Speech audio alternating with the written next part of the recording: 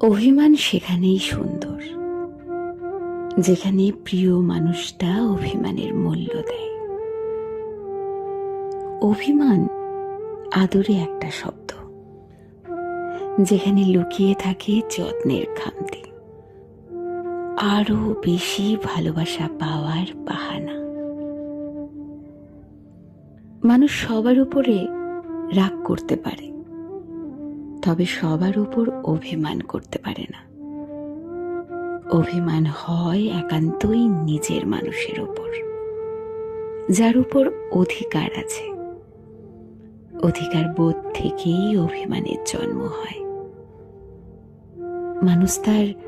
মানুষ তার সবচেয়ে কাছের কিংবা খুব শখের মানুষটার সাথেই সবচেয়ে বেশি অভিমান করে। অভিমান ঠিকঠাক বুঝতে হয়, যত্ন নিতে হয়, গুরুত্ব দিয়ে আগলে রাখতে হয়। সেখানেই সম্পর্কটা সুন্দর, অভিমান সুন্দর, একে অপরের সাথে সুখী।